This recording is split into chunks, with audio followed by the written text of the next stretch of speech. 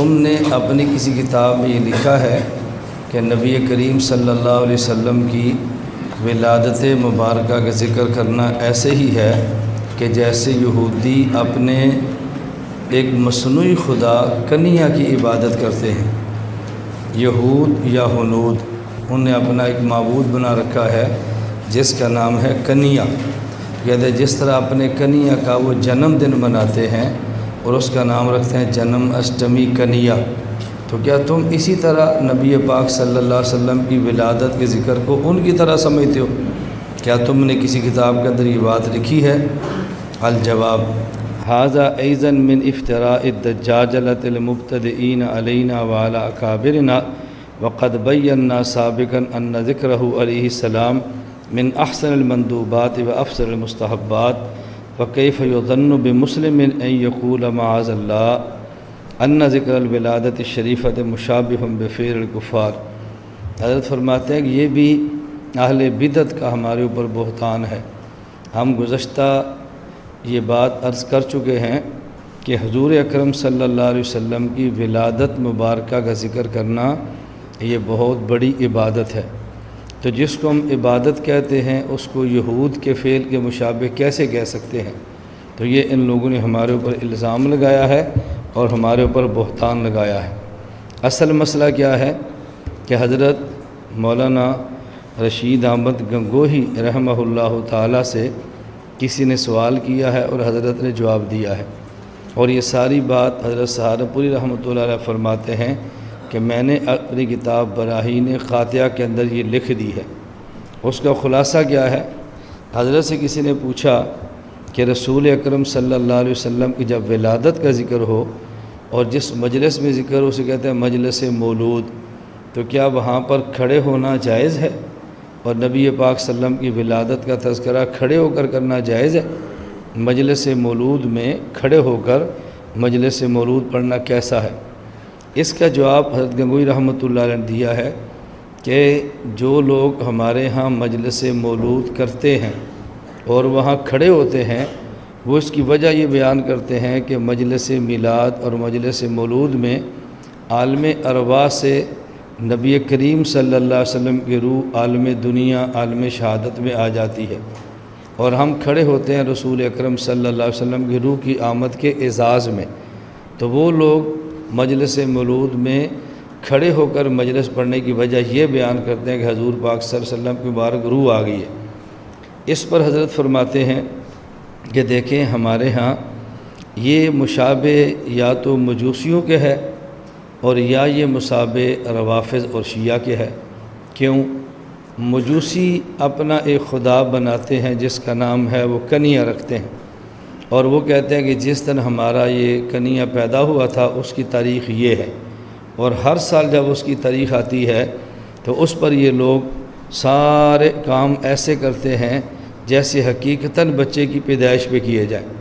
جب کسی گھر میں بچہ پیدا ہو تو بچہ کے پیدا ہونے پر جو خوشی کے افعال کیے جاتے ہیں مجوس یہ ساری رسمیں ادا کرتے ہیں حقیقتاً پیدائش کی طرح۔ تو وہ کہتے ہیں اگر آپ اس طرح کرتے ہیں جیسے مجوسی کرتے ہیں تو مجوسی کو مشابہ ہو گیا کہ مجوسی سارے وہ کام کرتے ہیں جیسے بچے کی پیدائش پہ کیے جاتے ہیں۔ اور اسی طرح ہمارے ہندوستان میں روافض ہیں کہ وہ عاشوراء کے دن حضرت حسین اور ان کے ساتھ اور جو حضرات شہید ہوئے تھے ان کی شہادت کے دن ماتم کرنے کے لیے عاشوراء کے دن وہ سارے کام ایسے کرتے ہیں جیسے حقیقتاً میت کے ساتھ کیے جاتے ہیں، کہ وہ اس دن ایسا کرتے ہیں کہ ناش بناتے ہیں، مصنوعی ناش بناتے ہیں، اس کو کفن دیتے ہیں، اس پہ خون لگاتے ہیں، وہاں پہ فتح کے جھنڈے گاڑتے ہیں، وہاں پہ آلات حرب رکھتے ہیں اور پھر اس کا جنازہ پڑھتے ہیں اور اس کو قبر میں دفن کرتے ہیں۔ تو جیسے حقیقی میت کے ساتھ کیا جاتا ہے ایسے ہمارے ہاں روافض کرتے ہیں۔ تو اگر نبی پاک صلی اللہ علیہ وسلم کی ولادت کا تذکرہ کرتے ہوئے آپ ایسے کریں جیسے حقیقی ولادت کے ساتھ کیا جاتا ہے تو یہ ایسے ہے جیسے روافض کرتے ہیں۔ تو یا یہ مشابہ مجوس کے ہے، وہ کنیا کا جنم مناتے ہیں تو ایسے کرتے ہیں، اور یا یہ مشابہ روافض کے ہیں کہ جب وہ حضرت حسین کا عاشوراء کا دن مناتے ہیں تو پھر وہ ایسے کرتے ہیں۔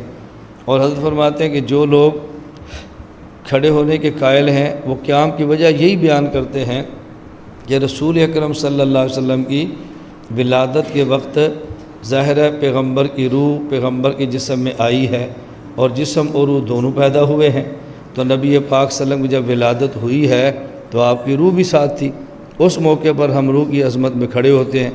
تو حضرت فرماتے ہیں کہ دیکھو حقیقی ولادت ایک بار ہوتی ہے، وہ ہر سال نہیں ہوتی۔ اگر اس تمہاری دلیل کو مان لیا جائے کہ ولادت حقیقیہ ہو تو تعظیماً کھڑے ہو جانا چاہیے، تو یہ ولادت ایک بار ہوتی ہے، ہر سال تو نہیں ہوتی۔ ولادت ایک بار ہوئی اور آپ نے اس کا تذکرہ ہر سال کیا، تو یہ ایسی ہے جیسے مجوسی اپنے معبود کنیا کی ولادت پر کریں، یا ایسی ہے جیسے روافض یوم عاشوراء حضرت حسین کے ماتم پر کریں۔ تو ولادت ایک بار ہوتی ہے، بار بار تو نہیں ہوتی۔ تو ہمارے حضرت نے یہ لکھا ہے، یہ نہیں فرمایا کہ نبی پاک صلی اللہ علیہ وسلم کا اگر ذکر مبارک کیا جائے تو کھڑے ہونا ناجائز ہے۔ اب دیکھو میں اس دور میں اس کی عام سی مثال دیتا ہوں کہ جب کوئی مجلس ہو اور رسول اکرم صلی اللہ علیہ وسلم کی مبارک نعت پڑھی جائے تو ہمارے ہاں نعت پڑھنے والا کبھی بیٹھ کے پڑھتا ہے، کبھی کھڑے ہو کے پڑھتا ہے۔ اگر بیٹھ کے پڑھے ہمیں تب بھی اعتراض نہیں ہے، کھڑے ہو کر پڑھے ہمیں تب بھی اعتراض نہیں ہے۔ بیٹھ کر پڑھنا بھی جائز اور کھڑے ہو کر پڑھنا بھی۔ ہاں جب وہ نعت شریف شروع کرے اور یہ کہ آپ کھڑے ہو جو حضور کی روح آ گئی ہے تو یہ بات غلط ہے۔ بغیر اس عقیدے کے ویسے کھڑے ہو کر پڑھ لیں تو اس میں کوئی حرج کی بات نہیں ہے۔ حتیٰ کہ نعت شریف کے علاوہ رسول اکرم صلی اللہ علیہ وسلم کا مبارک تذکرہ کرنے والا ہمارے یہاں خطیب بھی کبھی بیٹھ کے کرتا ہے، کبھی کھڑے ہو کے کرتا ہے۔ لیکن وہ کہ جی آپ سب بیٹھے ہیں، اب کھڑے ہو جو میں درود پڑھنے لگا حضور آگے ہیں، یہ بات غلط ہے، ہم اس کے قائل نہیں ہیں۔ اس لیے حضرت فرماتے ہیں ہمارے اوپر بہتان اور افتراء ہے ہم مجلس میلاد میں رسول اللہ صلی اللہ علیہ وسلم کا ذکر ولادت کھڑے ہو کر لیں تب بھی ہمارے یہاں گناہ نہیں ہے، اور بیٹھ کر لیں تب بھی گناہ نہیں ہے۔ جیسا مناسب مقام ویسا ولادت کا تذکرہ کرنا کوئی حرج کی بات نہیں ہے۔ اس پر کل تفصیل سے بات ہو چکی ہے کہ ہم نبی کریم صلی اللہ علیہ وسلم کی ولادت تو بہت بڑی بات ہے، بلکہ آپ کے نالین مبارک کا تذکرہ کرنا اور جس سواری پر آپ سوار ہوتے تھے اس کا بول کا تذکرہ کرنا، سواری کے بول کا، ہم اس کو بھی عبادت سمجھتے ہیں، تو حضور پاک کی ولادت کا ذکر ہم کیوں عبادت نہیں سمجھتے؟ لیکن وہ جو غلط قسم کی ساتھ حرکات اور غلط قسم کے رسوم ساتھ رواج شروع ہو گئے ہیں، ہم اس کی مخالفت کرتے ہیں، ذکر ولادت کا ہرگز ہم مخالفت نہیں کرتے۔